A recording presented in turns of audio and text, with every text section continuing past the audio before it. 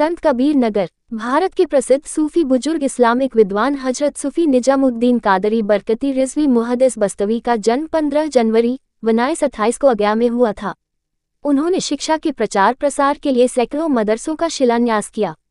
उन्होंने लोगों के सुधार के लिए 1 दर्जन से अधिक पुस्तकें लिखीं।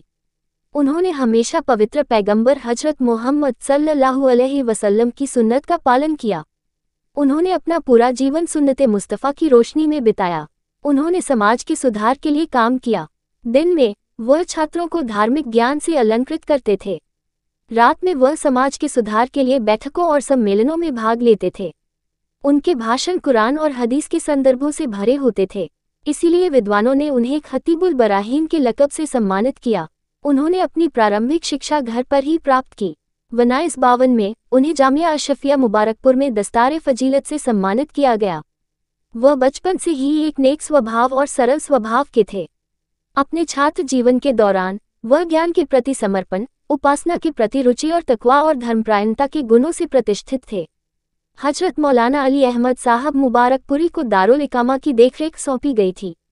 वह हजरत सूफी साहब के बारे में कहा करते थे, अपने शैक्षणिक दिनों में वह सुबह छात्रों को नमाज के लिए जगाते थे, लेकिन जब भी वह गेट खोलते तो मौलाना निजामुद्दीन बस्तवी को वज़ू पूरा करते या वज़ू करते हुए पाते।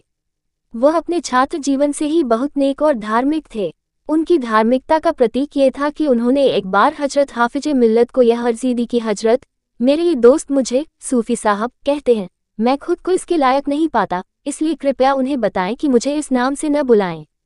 तब हजरत हाफिज मिल्लत ने कहा, हाँ, हम भी आपको सूफी साहब कहते हैं। आप सूफी हैं, इसीलिए लोग आपको सूफी साहब कहते हैं। आज दुनिया आपको सूफी साहब के नाम से जानती है। जिन दिनों आप अमडोभा मदरसे में प्रधानाचार्य थे, अपने कार्यकाल के दौरान मदरसा बोर्ड की रजिस्ट्रार सालेहा रिजवी अमडोभा मदरसे में निरीक्षण के लिए पहुंची। प्रशासन ने उन्हें कार्यालय में बिठाया और उनके साथ शिष्टाचार से पेश आया। उन्होंने कहा कि वह प्रिंसिपल से मिलना चाहती हैं। लोगों ने कहा कि वह महिलाओं से नहीं मिलते। उन्होंने पूछा कि क्या इस जमाने में ऐसे लोग भी हैं जो महिलाओं से नहीं मिलते। लोगों ने कहा जी हाँ, वह इस मामले में सख्ती से पालन करते हैं। उन्होंने कहा, तो मैं ऐसे संत को जरूर देखूंगी। आप ऊपर वाले कमरे में थे, आपके कमरे में एक अलमारी भी रखी थी। आप अपनी दरस गाह शिक्षण केंद्र में बैठे थे, इस बात से संतुष्ट थे कि आपने क्लर्क को बता दिया था कि वह आ रही हैं। यहाँ मत आने देना, ना मुझे बुलाया जाए, मैं उनसे नहीं मिलूंगा। मैं इस मदरसे को छोड़ सकता हूँ, लेकिन उनसे नहीं मिलूंगा। अब जैसे ही वह उनके कमरे के सामने दिखी, वह उछल पड़े और अलमारी की तरफ मुंह छिपाकर खड़े हो गए। वह इतना परहेज, परिहार और एहतियात, सावधानी रखते थे। 14 मार्च 2013 को उनके पैतृक गांव अगया में उनका निधन हो गया। देश विदेश से लाखों श्रद्धालु उनके अंतिम संस्कार में शामिल हुए। उनका वार्षिक और ज़रबी महीने जमाद अल अव्वल की पहली तारीख को बड़ी धूमधाम से मनाया जाता है। लाखों श्रद्धालु उन्हें श्रद्धांजलि देने आते हैं। उन्होंने समाज सुधार के लिए 1 दर्जन से ज्यादा किताबें लिखीं। इनमें बरकत रोज़े, हुकूक़े वालिदैन, माता पिता के अधिकार, मदीना की फजीलत, फ़लसफ़े कुर्बानी, बरकाते मिसवाक, दाढ़ी की अहमियत, महत्व, पवित्र कुरान की तिलावत की फजीलत, बरकाते रोजा और खाने पीने का इस्लामी तरीका शामिल हैं। ये सभी उल्लेखनीय हैं।